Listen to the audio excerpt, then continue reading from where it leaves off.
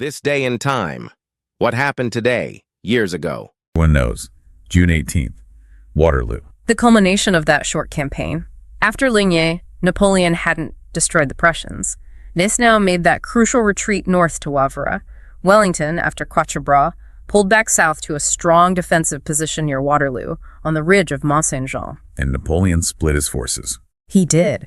He detached Marshal Grouchy with a large force, around 33,000 men, to pursue the Prussians who he mistakenly thought were retreating east.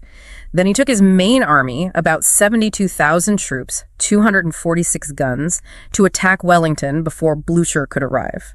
But there was a delay, wasn't there? Something about the weather. Yes, a key factor the sources point to.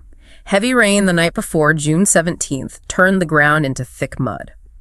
Napoleon had to delay his attack from early morning until around noon on the 18th, waiting for the ground to dry out enough for his artillery and cavalry to move effectively. And Wellington's position. He positioned his roughly 68,000 Allied troops, a real mix, British, Dutch, Belgian, various Germans, on the forward slope of Mont Saint-Jean. He used the ridge and anchored his flanks on key fortified farms, the Chateau of Hougoumont on his right and La Haye-Saint-Farm in the center.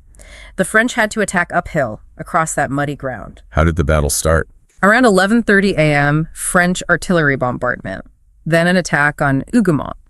Initially maybe a diversion, but it became this brutal meat grinder, as the sources call it, lasted all day, tied up thousands of French troops who failed to take it. Then the main attack. Around 1:30 p.m., d'Erlon's I Corps, the same one from the 16th, launched a huge infantry assault against Wellington's center left. Fierce fighting.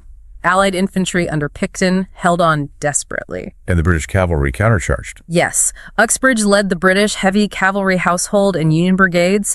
They smashed into d'Erlon's columns, pushed them back, but then they got carried away, pursued too far, got disorganized, and were hit hard by French cavalry reserves on their way back. Heavy losses for them, too. Then came Ney's big cavalry charges in the afternoon. Right, from about 4:00 to 6:00 p.m., Ney, maybe mistaking some Allied movements for retreat, launched wave after wave of French cavalry cuirassiers lancers against the Allied center. But the sources say he lacked infantry and artillery support.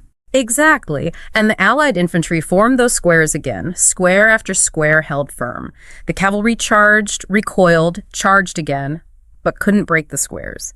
It was magnificent, but ultimately futile, just wasting France's elite cavalry. While all this was happening in the center, what about the Prussians? The crucial development.